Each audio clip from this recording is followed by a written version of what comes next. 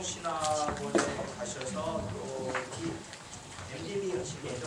MDB 하시고 석사입니다.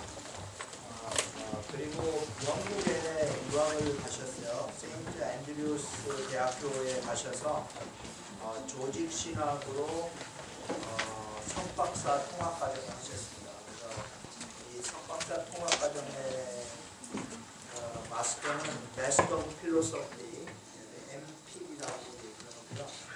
그 다음에 PhD 하셨습니다. 그리고 미국 예일대학교의 연구원 리서치 펠로우를 연구하시고 웨스터민스터 신학대학원에서 강의를 하시고 국제신학대학원 대학교에서 강의하시고 현재 합신의 교수로 활동하고 계십니다. 비팅 스칼라로 미국 칼빈 대학 여기 또 칼빈 있잖아. 두 명이 여기 칼빈 출신입니다. 네, 칼빈 대학교 칼빈 연구소에서 비팅 스칼라를 하셨고요. 파란 자율대학교에 비팅 스칼라를 하셨습니다. 학교 활동을 상당히 열심히 하세요.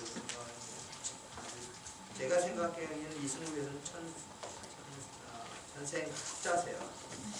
한국신학, 성경신학회 총무, 키레르케고 학회 전 회장, 한국개혁신학회 부회장, 복음주의신학회 총무, 복음주의 조직신학회 전 회장, 장로교신학회 총무, 기학연 연구위원장, 이런 계속 학문할 때 계속 책도 많이 지셨는데 기독교 세계관이란 무엇인가, 21세기 개혁신학의 방향, 성령의 위로와 교회, 기독교 세계관으로 바라보는 21세기 한국 사회와 교회, 사도신경, 인간국제, 그 위험한 도전, 한국교회가 나아갈 길, 전환기의 개혁신학, 진정한 기독교적 위로, 이런 등등의 책을 계속 짓고 계십니다. 1년에 한 권씩은 집필을 하시는 것 같아요. 상당히 부지런하세요. 이승구 교수님 오실 때, 나오실 때 여러분들이 표현할 수 있는 최고의 사랑과 존경을 표현해 주시길 부탁을 드립니다. 이승구 교수님 모시겠습니다.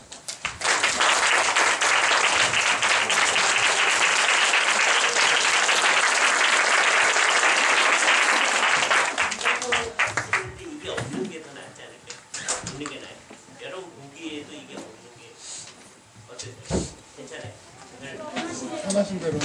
아니 여러 분한테 제가 그래서 우리 교장 선생님이 말씀 이걸 옆으로 치워 보시면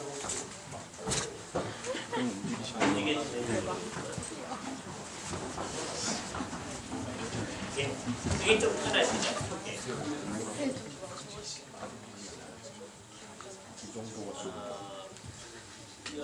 여태까지 경험을 보면 제가 많이 움직이는데 덜 움직이도록 학생들 있는 대로만 안 들어가시면 되세요. 예. 그렇게는 안 가고요. 여기서 이 칠판들을 활용하기 위해서 2시간으로 나눠서 우리가 하는데요. 첫 시간은 하나님 나라가 뭐, 성경이 말하는 하나님 나라가 뭔가 하는 얘기를 중점으로 얘기를 하는 거고요. 45분 정도 하자고 얘기했었죠. 그 다음에 여러분이 이제 질문을 해봅니다. 그 다음에 미진한 부분을 잠깐 더 한 다음에 하나님 나라를 그렇게 이해했을 때 우리한테 어떤 변화가 오는가. 이게 굉장한 변화가 와야 마땅하거든요. 그런데 이제 안 그럴 수도 있어요. 여러분들이 제대로 생각하지 않으면. 그래서 이제 첫 번째 오늘 강의는 도대체 성경이 말하는 하나님의 나라라고 하는 게 뭔가 라고 하는 것입니다. 이걸 재밌게 하려면 이렇게 해보는 게 나아요. 머릿속에 내가 지금 생각하는 하나님의 나라를 우선 그려놓습니다.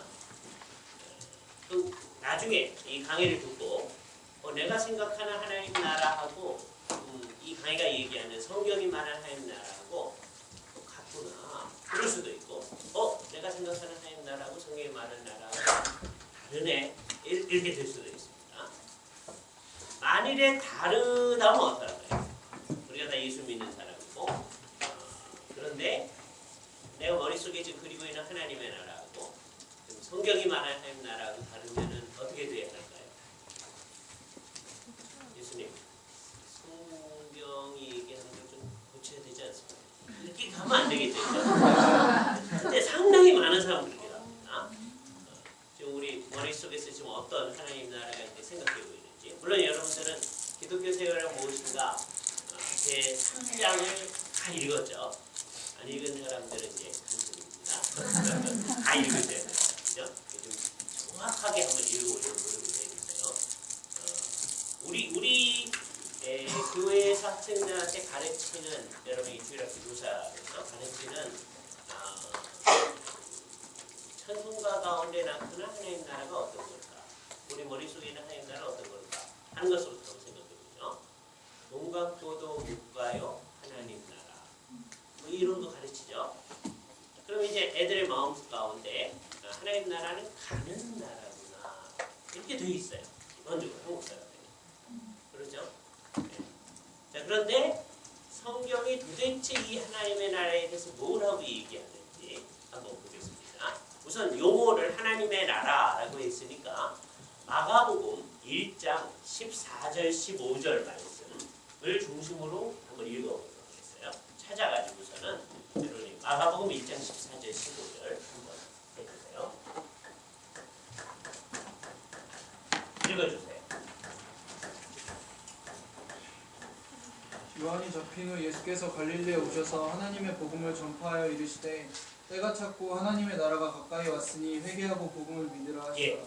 때가 찼고 하나님 나라가 가까웠다. 그렇게 얘기하죠. 그죠? 그러니까 하나님 나라는 기본적으로 어떻게 되는 게 오는 거예요. 예? 여기서 이제 여러분이 기억하셔야 될 책 제목 하나. 우리는 이제 강의를 할 거니까 책 제목은 여기다 드립니다. 워낙 이제 바깥으로 나가려는데 움직이면 안 된다 그래서 The Coming of the Kingdom. 생략된 말은 없다 하세요. 하나님 나라의 도래, 오심이라는 책이 있어요. 이 책을 쓴 사람은 헤르만 리더보스라는 분이에요. 우리말로 번역이 다 되어 있습니다. 그러니까 여러분은 편하게 읽을 수 있어요. 네. 리더보스라는 분이 있어요. 네. 네. 이게 이제 이 사람의 이름이 이렇게 되어 있는데 헤르만 리더보스예요. 옛날에는 우리가 그냥 영어로 번역이 되어 있기 때문에 그냥 리델보스 이렇게 많이 했어요. 그래서 번역서에도 리델보스 이렇게 되어 있는 경우가 많아요. 그렇죠? 이 사람은 파란 사람이기 때문에 파란 사람들이 발음하는 대로 해주기를 다 파란서 공부한 사람들이 요청을 하더라고요. 그래서 리델보스 그렇게 이제 책에 있는 걸 이제 고쳐나가는 겁니다. 근데 이 책이 굉장히 좋은 요약인데 그 요약은 어떻게 되어 있느냐 하면 하나님의 나라는 책 제목 자체가 어떻게 되는 거다? coming 오는 거죠. 그러니까 여기서 처음부터 우리가 생각하는 하나님 나라하고 상당히 다릅니다. 우리는 아까 돈 갖고도 못 가요 하나님 나라 이렇게 되고 있는데 처음부터 달라요. 이걸 어떡하냐? 네? 우리는 우리 나름대로 하나님의 나라를 그리고 있다. 그죠? 뭐 제 경우에 있어서도 뭐 틀린 거 아니었습니다. 제가 대학교 1학년 때까지 열심히 예수를 믿는 학생이었는데도 불구하고 어떻게 생각하고 있었냐면 내가 예수를 열심히 믿으면 죽은 다음에 하나님 나라에 갈 거다. 확신을 가지고 있었거든요. 그래서 대학교 1학년 때 우리 친구 한 사람이 이제 놀러 갔었는데 놀러 왔는데 그래서 뭐 이런저런 얘기를 하다가 하는 말이 요즘 우리 교회에서 강교사님께서 하나님 나라에서 강의를 해주시는데 굉장히 새롭다. 제가 마음속으로 얘기는 안 했지만 하나님 나라에 우리가 주일학교 때부터 다 믿고 있던 건데 뭐가 새롭냐 그렇게 이제 생각했어요. 근데도 그 말이 이제 마음에 걸려가지고 이제 공부를 하기 시작했어요. 정말 성경을 잘 믿는 사람들, 리더보스가 그 대표적인 사람이 한 사람이지만 그런 사람들의 책을 또 공부하다 보니까 말하는 하나님 나라하고 지금 우리가 생각하는 나라하고 다르더라고요.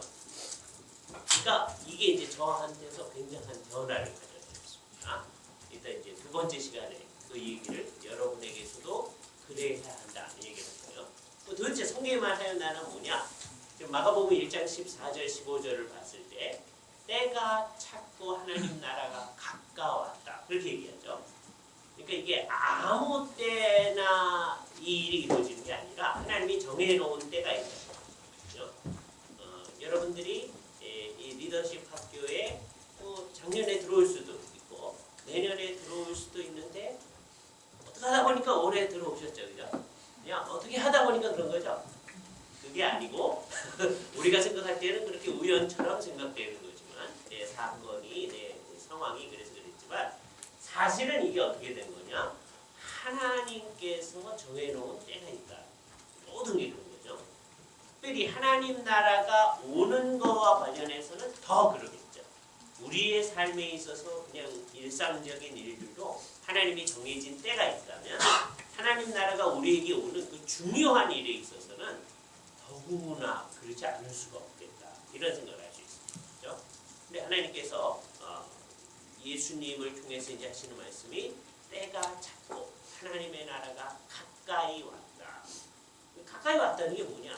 기본적으로 이 말 속에서 하나님 나라는 오는 건데 이 얘기가 어떻게 된 건가를 이제 알아야 됩니다. 옛날 이스라엘 백성들의 생각을 알아야만 이것을 이해할 수 있어요. 이스라엘 백성들은 이 세상 모든 나라 가운데 하나님이 창조했으니까 하나님의 통치가 미치고 있죠.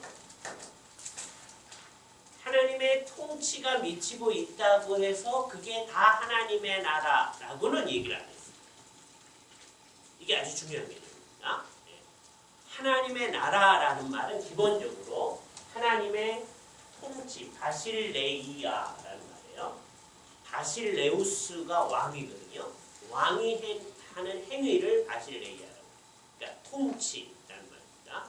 그러니까 바실레이아 뚜 데우 그러면 하나님의 통치라는 말이에요. 이걸 추상적으로 생각하면 하나님이 통치하는 거는 다 하나님 나라죠. 그러나 잘 주의해. 그러니까 우리 옛날 선배들도 이걸 잘 주의해가지고서는 뭐라 그랬냐면 온 세상을 하나님이 통치하시죠. 하나님이 계신 하늘을 하나님이 통치하시죠. 심지어 하나님은 지옥도 통치하시죠. 되게 이제 신학을 공부하다 보면 사람들이 질문을 해요. 지옥에 하나님 계시나요? 이런 질문을 그죠?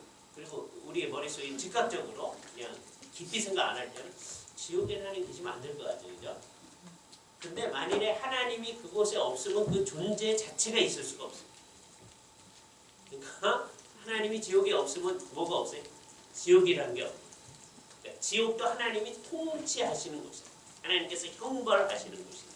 그런 생각을 해요. 그러니까 어디든지 하나님이 계세요. 그러니까 하나님이 어디나 다 통치를 하시거든요. 그런 의미의 통치를 우리 옛날 선배들은 뭐라고 그랬냐면 권능의 왕국 그런 말을 썼습니다. 레그룸 이건 어디서 많이 봤을 텐데 여기까지 어디서 많이 봤을 거예요. 거기에다가 애자가 하나 더. 레그룸 포텐티아에 포텐티아 이건 어디서 많이 봤죠? 요즘 좀 옛날 차가 되어버렸는데 포텐샤라는 차가 있었죠, 그죠? 예. 그게 뜻이 뭐냐면 권능의 힘. 그러니까 그 차를 만들 때 힘이 좋다는 뜻으로 그걸 만들었겠죠. 그는 힘의 왕국, 권능의 왕국입니다. 하나님의 보편적 통치를 얘기해요. 온 세계를 다스리는 하나님의 통치. 이런 의미에서의 하나님의 나라는 오거나 가지 않습니다. 늘 거기 있어요. 하나님이 세상을 만드신 다음에 계속해서 하나님의 통치를 하시니까. 그러니까 예수님께서 때가 찼고 하나님의 나라가 가까웠으니 라고 하는 말은 이런 보편적 통치로서의 하나님의 나라를 뜻하는 게 그러니까 여러 의미를 생각해야 됩니다. 이건 거의 뭐하고 같은 의미냐면 보편적 통치는 하나님의 주권하고 사람들이 반발을 하고 하는 사람들이 불순종을 하고 사탄이 하나님께 대적을 해도 하나님의 주권은 조금 더 손상되지 않죠. 항상 있어요. 이 세상에서. 그죠? 이거를 우리한테 가장 잘 얘기해 준 분이 누구냐면 아브라함 카이퍼라는 아주 유명한 사람이에요. 그 사람은 뭐라고 그랬어요? 이 세상에서 그리스도께서 여기는 내 영역이 아니다 라고 할 수 있는 것은 1인치도 없다. 그런데 이 세상에 많은 사람은 그리스도를 인정합니다. 믿지도 않아요.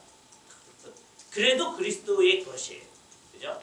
이게 무슨 의미? 하나님의 주권, 하나님의 보편적인 통치. 누구라도 다 인정해야 되는 그런 통치라는. 근데 그런 의미의 하나님의 나라는 오거나 그런 게 아니란 말이에요.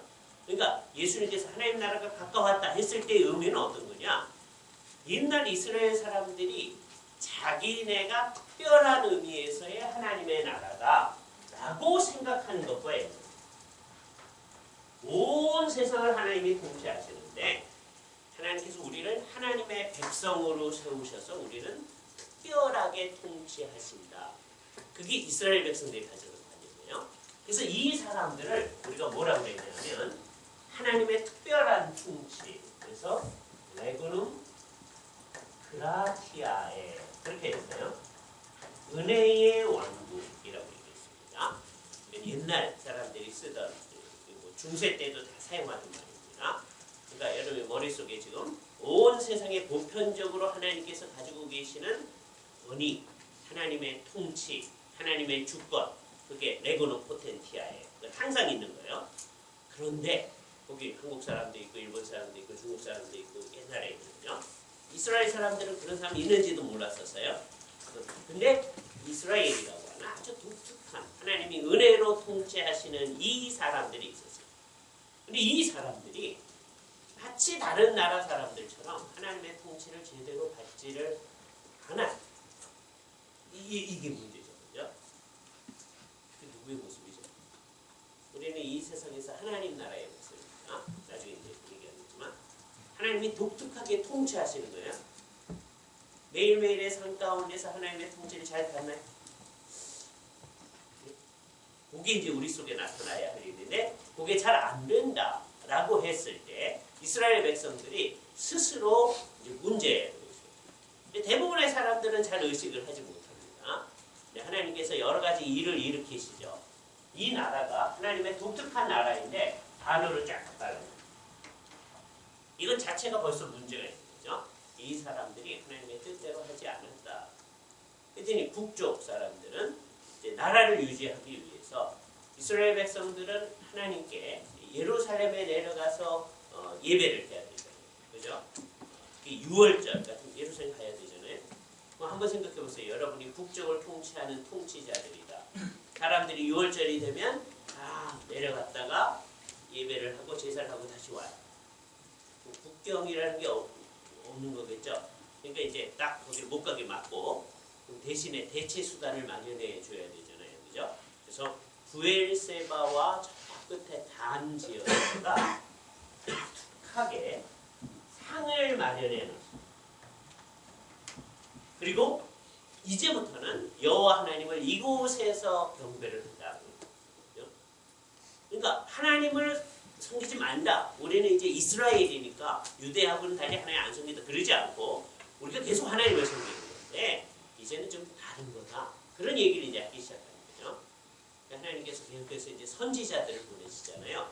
선지자들이 뭐라 그래요?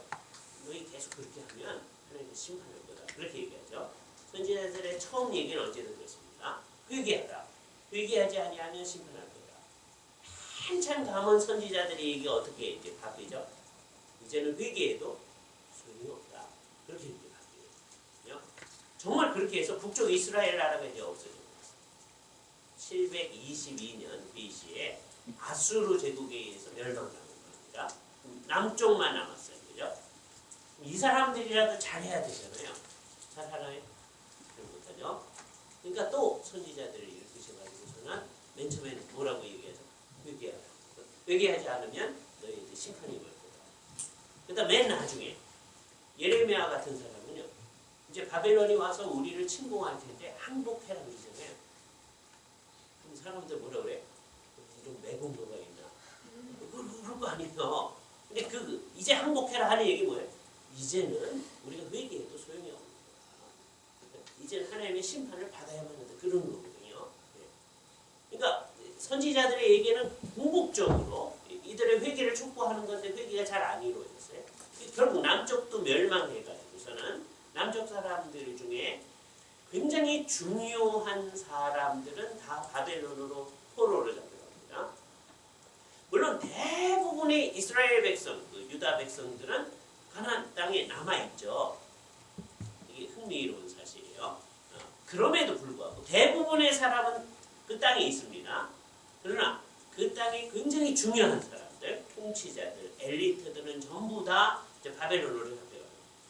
대표적인 사람, 다니엘 그런 사람 생각나잖아요, 그죠? 네. 그런 걸 흔히 뭐라고 하냐면 한 반으로 생각하면 크림 오브 더 클래스 그렇게 표현하는 경우가 있잖아요. 한 반에서 아주 뛰어나게 잘하는 사람들 그렇게 얘기하는 거죠. 그 사람들 전부 다 바벨론으로 잡혀가요. 그래서 이 시기를 우리가 바벨론 포로 시기 그렇게 얘기하죠. 바벨로니안 캡티비티, 바빌론 포수기 그런 말을 사용합니다. 이스라엘 땅에 남아있는 사람의 입장에서 우리 바벨론에 잡혀가지 않았는데 이게 무슨 말이냐 그렇게 생각될 수도 있어요. 그러나 사실은 바벨론 포수기로 왜? 이제 더 이상 성전도 없고요. 다만 같은 데서 성전에서 제사를 드릴 제사장도 없고 다음에 우리를 통치할 사람도 없고 그러니까 이게 포로기거든요. 이스라엘 백성들이 마음속에 커다란 질문이 생기는 겁니다. 얼마 전까지 자기네들은 다른 모든 나라하고는 달리 하나님께서 은혜로 통치하시는 하나님 나라의 백성이라고 생각을 하고 있었어요. 그래서 이게 구약의 하나님 나라 개념입니다. 구약의 하나님 나라가 있었어요. 자기네가 하나님 나라 백성이 생각하고 있었어요. 그런데 그 나라가 망했어요. 굉장히 중요한 질문이 나타나는 거죠. 이스라엘 나라가 망한다. 있을 수 있는 거죠. 이 세상에 어떤 나라든지 망했다, 흥했다 할 수 있는 거잖아요. 옛날 몽골 있다가 좀 망하고 그러잖아요. 로마 아주 놀랍다 망하고 그러잖아요. 이스라엘 나라가 민족으로서 한 국가로서 망하는 게 뭐 있을 수 있는 건데 이게 하나님 나라가 어떻게 망하냐 이 질문이 있을 거예요. 그죠? 이 커다란 질문입니다. 도대체 하나님 나라가 어떻게 망합니까? 그랬을 때 이제 선지자들이 와서 한 얘기가 첫 번째 너희의 죄에 대한 하나님의 심판이다. 이게 첫 번째 얘기죠. 그건 지난번에 했던 선지자들의 얘기와 연결이 되는 거예요. 너희가 회개하지 아니하면 하나님이 심판하리라. 이제는 한참 지나서 이제는 회개해도 소용이 없다 하는 거와 연결이 된 거죠. 이 일은 하나님 나라가 망하게 된 일은 너희 때문에 하나님이 능력이 없어서 이런 일이 일어난 것도 아니고 너희가 잘못해서 이런 일이 일어났다 라고 하는 것이 아주 분명해집니다. 그러나 죄와 심판이 선지자들의 마지막 말이 아니었죠. 그들은 언제나 뭐라고 해요? 그러나 하나님께서 언젠가는 이스라엘 나라를 회복하여 주십니다. 나중에 예수님께서 부활하신 다음에 제자들과 함께 있을 때 제자들이 조용히 와서 예수님께 뭐라고 물어봐요? 주께서 이스라엘 나라를 회복하심이 이때입니까? 그게 그냥 나온 질문이 아닌 거예요. 선지자들의 얘기를 반영하는 거죠. 계속해서 이스라엘 백성들은 뭘 기다려온 거예요? 이스라엘 나라의 회복을 기다려온 거예요. 근데 이스라엘 나라는 뭐예요? 구약의 하나님의 하나님 나라가 있었는데 망가진 거예요. 누구 때문에? 사람들 때문에. 그들이 잘못해서 그렇게 된 거예요. 그래서 이제 그 나라가 회복되어지기를 바라면서 기다리고 있는 거예요. 근데 기다려도 그 나라가 안 오는 거예요. 점점점 어려워집니다. 그랬을 때 유대 광야에서 약대 토롯을 입은 어떤 사람이 나타났더니 회개하라 하나님 나라가 이렇게 생각하고 있었어요. 근데 조금 있다가 그 사람이 잡혀간 거예요. 근데 나중에 또 얘기가 들려오기를 그 세례 요한이라는 사람이 헤롯에 의해서 목이 베어졌다. 그런 얘기예요. 이스라엘 백성은 하나님 나라가 가까웠다고 그랬더니 아닌가. 그 헤롯이 요한을 잡아가지고 참수하는 그 과정 가운데 예수님께서 갈릴리로 올라가셨어요. 예수님이 유대 땅에 같이 계셨거든요. 근데 거기 있지 아니하고 다시 갈릴리로 가셨어요. 거기서 한 선포의 내용이 아까 우리가 읽었던 말씀입니다. 때가 찼고 하나님의 나라가 가까웠으니 회개하고 복음을 듣는. 이 예수님의 갈릴리에서의 최초의 선포예요. 하나님 나라가 우리에게 가까이 왔다. 이런 가르침을 성경에 여러 것이 있는데 우리가 뭐라고 했냐면 하나님 나라의 미래성에 관한 가르침이다. 그렇게 얘기해요. 하나님 나라는 장차 오는 거다. 이건 누구의 메시지에 근거한 거죠? 옛날 선지자들의 메시지에 근거한 거죠. 하나님 나라가 있었는데 이제 망가졌다. 그래서 이제 기다리기 시작하는 거예요. 하나님 나라가 이제 올 거다. 세례 요한도 미래성을 가르쳤죠. 하나님 나라가 가까웠다. 예수님도 미래성을 가르친 거예요. 예수님의 얘기 가운데 미래성을 얘기하는 게 많습니다. 그 중에 우리가 지금까지 매일 하고 있는 게 있는데 여러분 예수 믿은 다음에 주께서 가르치신 기도 얼마나 잘 하셨어요? 굉장히 많이 했죠. 그 기도 가운데 우리가 뭐라고 그랬어요? 나라이 임하옵시며. 이상한 번역을 했습니다. 옛날에 주격 조사를 전부 다 이자로 통일하는 그때 번역이 됩니다. 오늘 갖다 쓰면 어떻게 번역했을까요? 나라가 임하옵시며. 요즘은 은는 이가 이게 주격 조사잖아요. 근데 옛날에 그걸 전부 다 이자로 통일을 했어요. 그래서 지금까지 우리는 주께서 가르친 기도를 이제 말씀드릴 때 나라의 임하옵시며 그런단 말이에요. 그런데 여러분 그 기도를 할 때마다 하나님 나라가 임하옵소서 그런 생각을 한 경우가 있나요? 가끔 있죠. 그런데 아까 애들 가르치는 것처럼 돈 갖고도 못 가요. 그러니 우리가 언제 하나님 나라 가나요? 이러고 있다고요. 그리고 그 두 가지가 모순된다고 전혀 생각을 안 해요.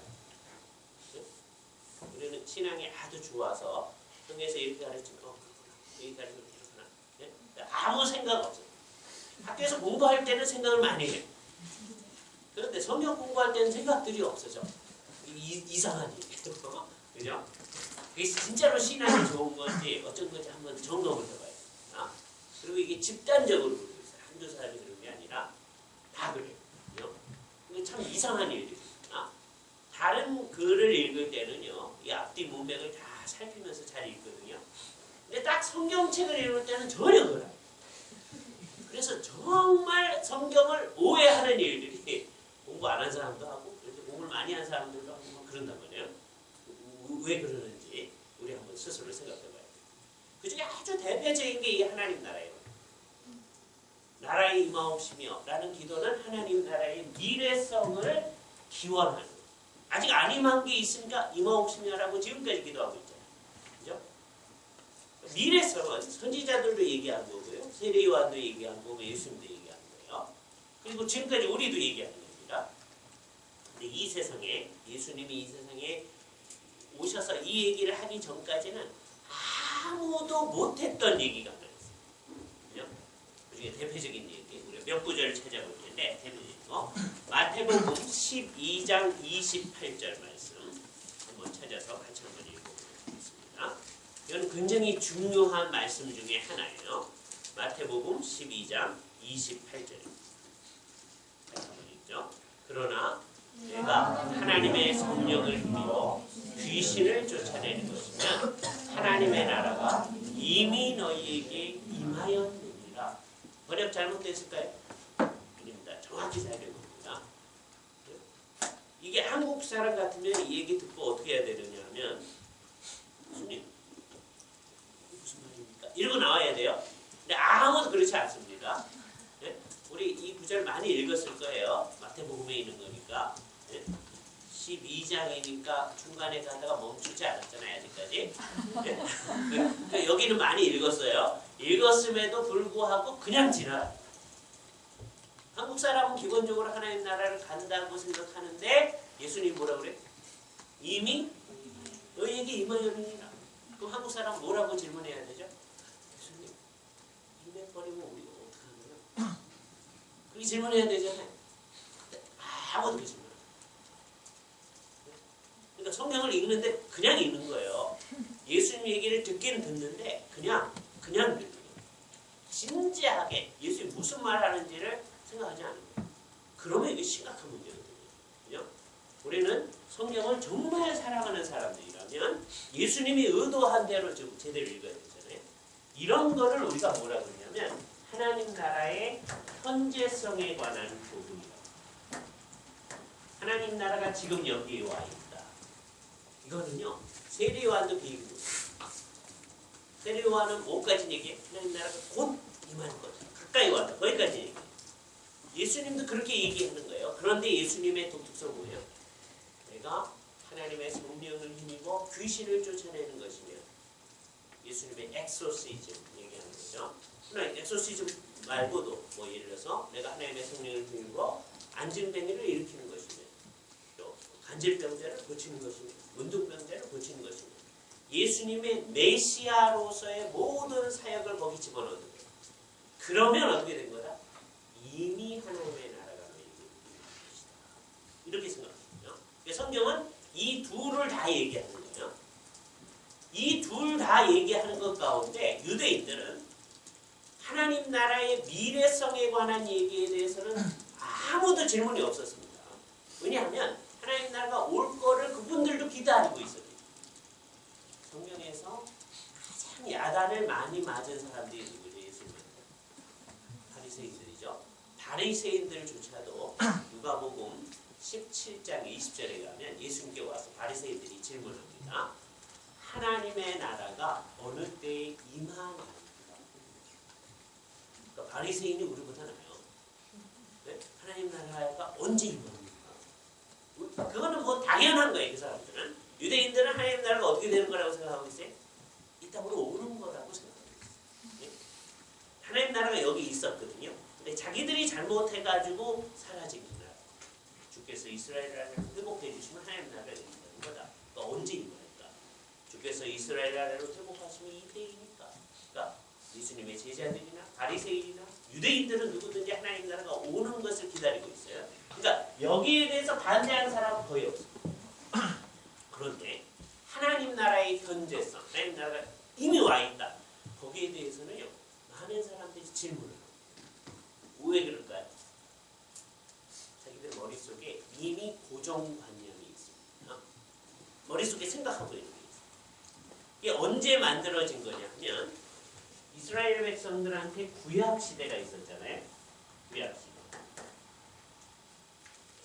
우리 말 성경으로는 말라기가 맨 마지막이죠. 사실은 그게 구약 성경의 형성으로 보면 역대상하, 역대기가 맨 마지막이에요. 사실은 그거까지의 계시가 주어지고 나서 하나님께서 더 이상 계시를 안 줍니다. 언제까지 안 주느냐? 예수님이 오실 때쯤까지 안 주세요. 이게 한 400년 됩니다. 이건 신구약 중간기라고요. 예수님이 오실 때쯤에 새로운 계시가 이제 주어져요. 예. 안나 같은 여선지자가 장차 예수님이 올 거다, 메시아가 올 거다. 네가 그걸 보이라. 그런 이제 시므온도 그런 계시를 받고 하나님께서 계시를 주셔요. 그런데 이 400년 동안 하나님께서 계시를 안 주셔요. 그러면 이 아주 독특한 시기 동안에 하나님께서 계시를 안 주시는데 자기들이 이제 생각을 해야죠. 하나님이 이때는 계시를 안 주는 거니까 계시가 없는 게 아니고 그 시대에도 계시는 있죠. 어디가 계시가 있는데 구약 시대에 이미 주신 계시가 있잖아요. 그것에 근거해서 살아야 되거든요. 그죠? 언제든지 잘 생각해야 돼요. 계시는 하나님 마음대로 주었던 것이기 때문에 이 시기 동안에는 계시가 없는 시기가 있어요. 이건 우리한테 매우 의미가 있어요. 우리도 계시가 없는 시기에 살고 있기 때문입니다. 요한계시록까지 성경이 완성된 다음에는 예수님이 다시 오기까지는 더 이상 계시가 없어요. 그럼 우리는 계시가 없기 때문에 계시가 없는 사람들이 그러지 아니하고 이미 계시가 있죠. 우리한테는 뭐가 계시예요? 구약과 신약에 있는 하나님의 말씀이 계시라고. 그죠? 그러니까 여러분 이단이 되려면 이제 어떻게 하면 돼요? 여기다 이제 더하면 되거든요. 네. 이단 되기 쉬워요. 성경에다 더하면 네? 언제든지 이단이라고 그러는 거예요. 이단이라고 하는 사람들만 그게 아니고 여러분도 더하면 여러분도 이단입니다. 그러니까 잘 주의를 해야 됩니다. 근데 이스라엘 사람들도 그렇죠.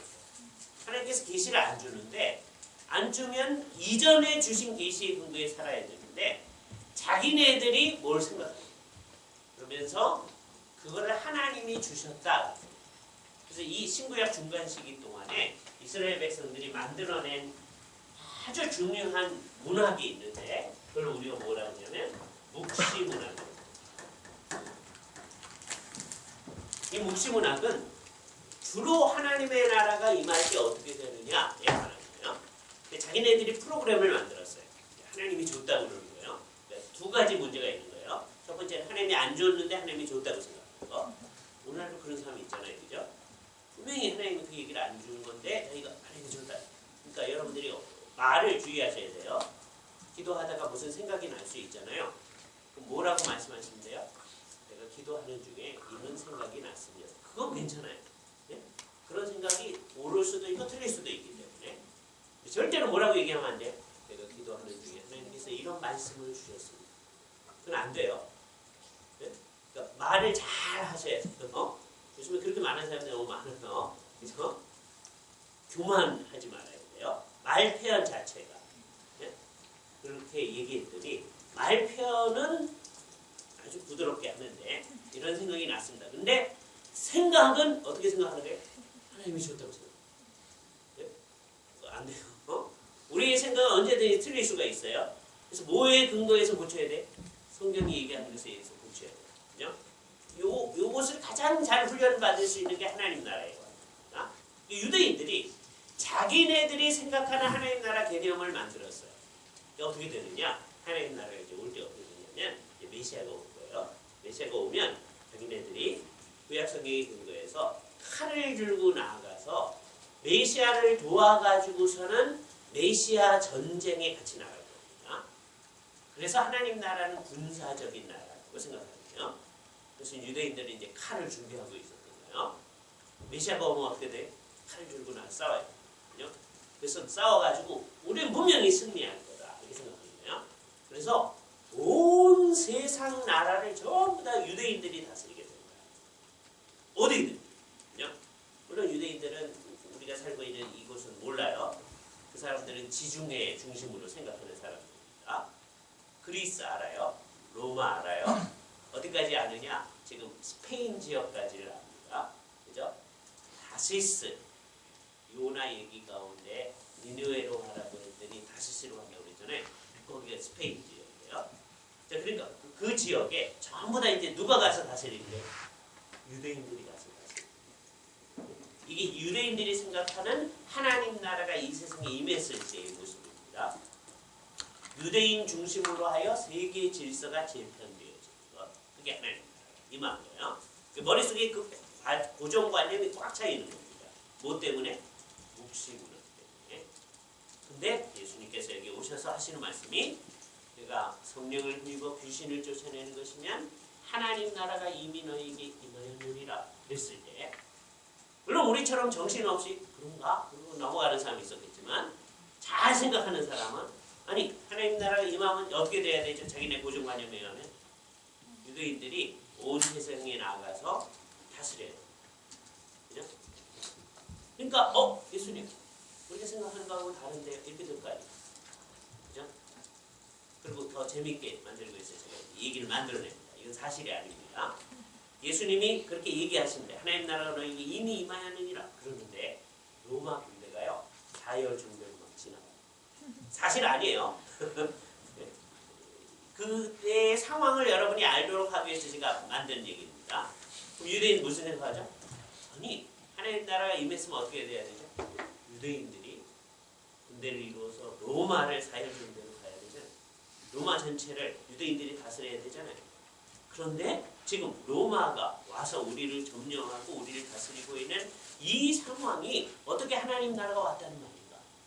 말이 안 된다. 이 생각이겠죠? 유대인들이요. 하나님 나라의 현재성은 믿지를 않습니다. 그러다가 내 생각하고 예수님 생각하고 자꾸 다르니까 어떻게 해? 나 죽여버렸죠. 궁극적으로 따지면 그런 거예요. 내 생각하고 예수님 생각하고 달라서 그래요. 그죠? 우리는 내 생각하고 예수님 생각하고 다르면 어떤 거예요? 죽일 수는 없잖아요. 예수님은 이미 2000년 전에 죽으셨을 뿐에 다시 살아나셔서 하늘에 올라가셨으니까 죽일 수가 없잖아요. 그럼 어떻게 하세요, 여러분들은? 내 생각하고 예수님 생각하고 다르니까 더 이상 공부를 안 하죠. 도무지 공부를 안 해요. 네. 또는 어떻게 하죠? 주일학교 애들 같으면 떠들죠. 근데 이제 여러분은 떠들 수도 없고 이제 컸으니까 네? 어떻게 하죠? 목사님이 하시는 말씀에 공부절절히 동의하기 시작했어요. 그죠? 아무도 안 했어요. 그러니까 이게 같은 양상이에요. 유대인들은 조금 더 열정이 많아요. 예수님이 자기 생각보다 갖다 죽여. 우리는 죽일 수는 없으니까 안 들어. 어떤 방식을 써서라도 안 들어. 그렇게 되면 이게 같은 양상이 돼요. 뭐 때문에 이게 나타나는 거죠? 내가 생각하는 게 너무 크기 때문에. 예수님 얘기와 내 생각하고 다를 때 이제 어떻게 해야 되는지. 그죠? 사실은 어떻게 해야 되죠? 내 생각을 쳐서 복종시켜서 예수님의 생각으로 가야 되잖아요. 안 그럼 유대인 외에 또 다른 사람 하나를 제가 소개해요. 누구냐? 예수. 유대인의 특성이 뭐예요? 하나님 나라의 미래성을 믿었어요. 현재성은 안 믿었어요. 그죠? 그런 것처럼 하나님 나라의 미래성은 믿되 하나님 나라가 이미 여기 임하였다. 그건 안 믿은 대표적인 사람, 한 사람을 소개합니다. 이게 누구냐면 슈바이처예요. 슈바이처? 우리가 아는 사람이네요. 알버트 슈바이처. 그렇죠? 네. 그 사람은 굉장히 뛰어난 사람이긴 해요. 그런데 예수님에 대해서 어떻게 믿었냐면 하나님 나라가 곧 임할 거라고 스스로도 믿었고 하나님 나라가 임하면 자기가 메시아가 되리라고 믿었다는 거예요. 네? 예수님은 이제 장차 메시아가 될 분으로 스스로 믿은 거예요. 근데 한만 기다려도 안 오거든요. 슈바이처가 말한 예수님은 이런 거예요. 내가 가서 죽으려고 하면 오겠지. 그래서 성경에 보면 마태복음에 예수께서 예루살렘에 올라가시기로 굳게 다짐하심이라 그 말씀 있죠. 그거 굉장히 또 잘 믿어요. 성경은 다 안 믿으면서 예루살렘에 올라가기로 굳게 마음 먹으신 거예요. 그래서 이제 장로들과 제사장들에게 잡혀가지고 죽으려고 하는데 죽는데도 안 오는 거예요. 그래서 절망하셔가지고 엘리 엘리 나마 스바타니 나의 하나님 나의 하나님 어째가 나를 버리셨나이까 하고 죽었대. 슈바이처의 신앙을 본받자고 그래서 큰일 납니다. 구원 못 받아요. 슈바이처는 남들을 위해서 잘 해준 사람이에요. 좋은 일을 한 사람이에요. 여기서 여러분이 주의해야 돼요. 이 세상에서 남들을 위해서 좋은 일을 하는 것 같은데 예수님하고는 다른 경우들이 있을 수 있죠. 네? 그게 뭐 간디도 그렇죠. 예수님 남들을 위해서 하는데 예수님하고는 달라요. 그분은 산상수훈을 매우 좋아해요. 예? 그러나 예수님의 구원 그런 건 안 믿어요. 예? 그 비슷하게 그분은 이제 다른 종교에 있죠. 힌두교에 속해 있지만 기독교에 있으면서도 자기는 기독교에 있다고 말하면서도 사실은 예수님 얘기하고 다르게 생각할 수도 있잖아요. 그런 예들을 우리가 많이 보게 되는 겁니다.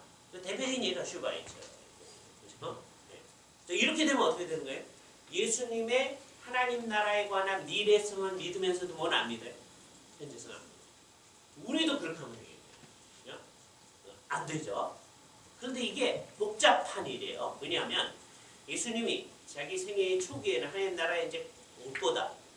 곧 올 거다. 그러다가 어느 순간서부터 이미 임했다. 그리고 쭉 밀고 갔으면 쉬울 텐데 이제 장차 임할 거다. 그러다가 임하였다. 그런데 나중에 보니까 그 나라가 권능으로 임할 것을 볼 자들도 있으리라. 또 미래에 인자가 하늘 구름으로 타고 오는 것을 보리라. 미래로 얘기했습니다. 그러니까 나중에까지 예수님의 제자들은 나라의 임하옵시며 미래로 기도하도록 계속하시고 우리가 지금까지 그렇게 하고 있어요. 그럼 이걸 어떻게 해결해야 돼요? 이걸 해결하기 위해서 가장 긴 얘기를 짧게 하는 수밖에 없죠. 가장 성경적으로 이걸 잘 해결한 방식을 여러분한테 소개를 드립니다.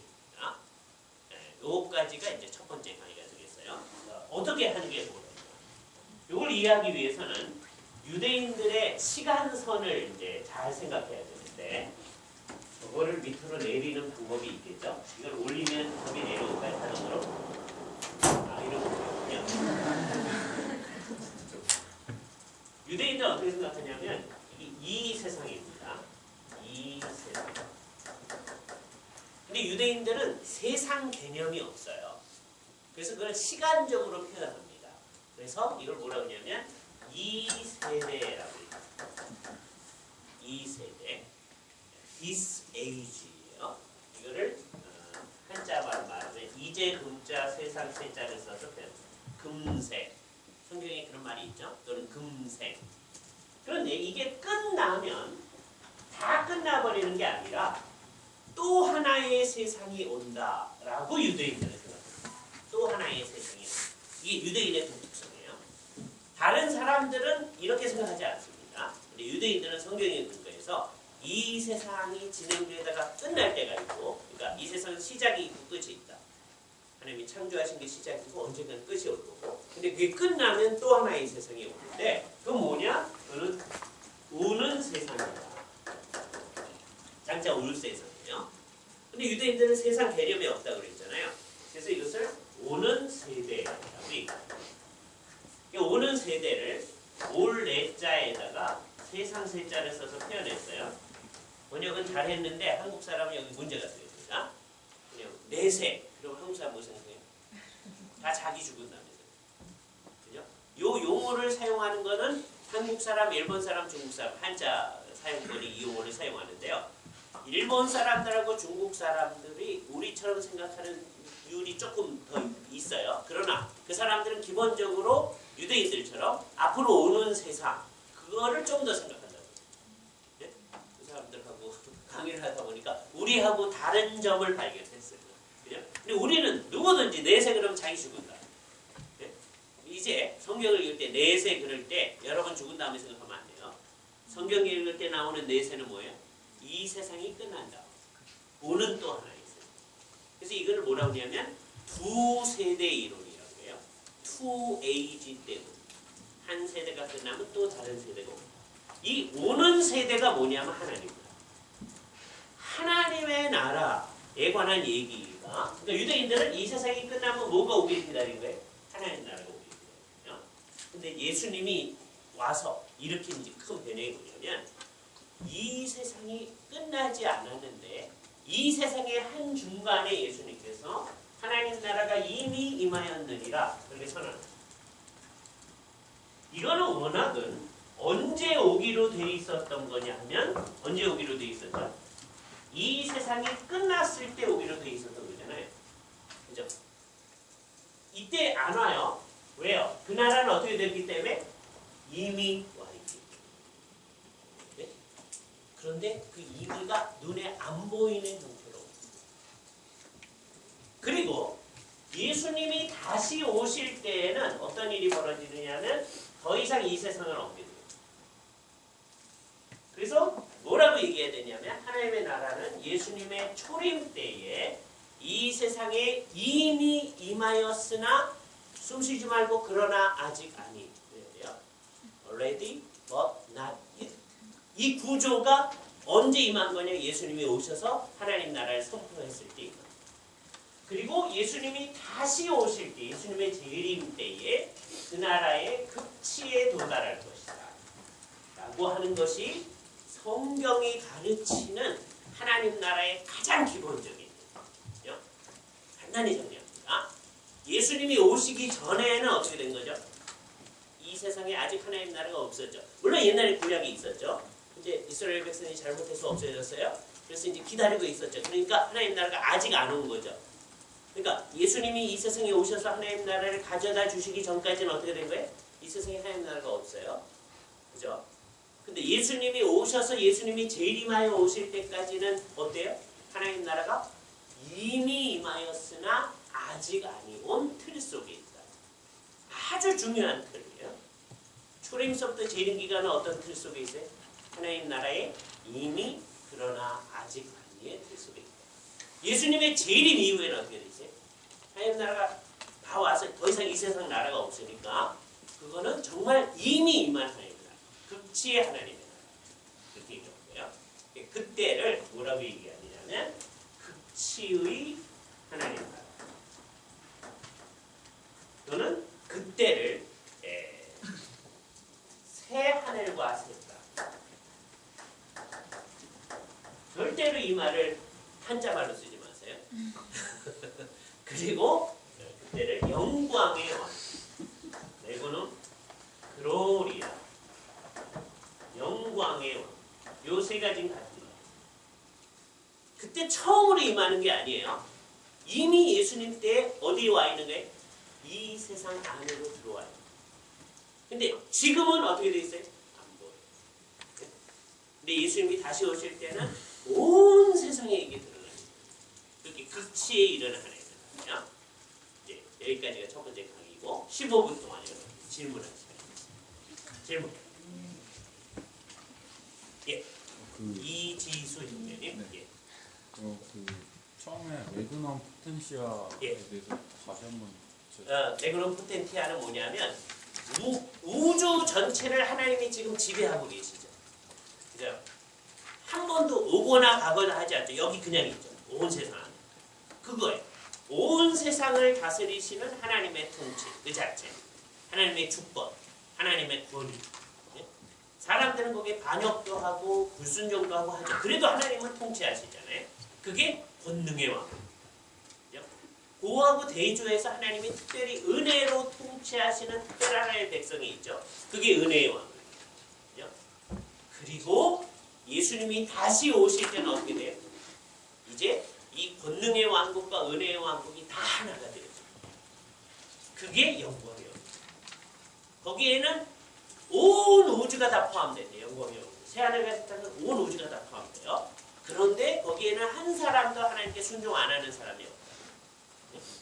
근데 지금 현재는 어때요? 권능의 왕국과 은혜의 왕국이 나뉘어져 있다. 거기서 됐나요? 예, 또 예, 자매님, 선혜 자매님. 네. 두 사람이 있는데 예. 한 사람은 데려감을 당하고 한 사람은 버려둠을 당하는 그런 구절 있잖아요. 예, 예. 근데 우리가 하나님 나라를 쉽게 가는 나라로 이해를 하니까 예. 거기에 있어서 해석을 할 때 데려가는 사람이 하나님 나라에 자꾸 그러죠? 천국에 가는 것 같고 예, 예. 버려둠을 당한 사람이 이제 그런 거 지옥에 가는 같죠? 예. 라고 생각을 하는데 예. 제가 얼마 전에 읽었던 글에서는 예. 오히려 데려가는 것이 하나님 나라에 밖으로 쫓겨나는 것이 그렇죠. 확률이 네, 높다는 네. 글을 읽었어요. 그렇게 그래서 생각하는 게 맞는 그걸 가지고 싸우질 말고 네. 어느 게 진짜 구원하시냐 그러지 말고 그 핵심은 뭐냐면 구별이에요. 구별. 하나님의 나라가 극치에 이를 때 구별이 되어져요. 네? 그러니까 그 중에 데려감을 받는 사람이 구원받는 사람입니까? 아니면 남겨진 사람이 구원받는 사람? 그 논의할 필요가 없어요. 그죠? 구별되어집니다. 네? 똑같은 일을 하고 있는. 그래서 남자와 여자를 대표적인 예로 든 거예요. 두 여자가 맷돌질을 하고 있는. 네? 거기서도 구별해요.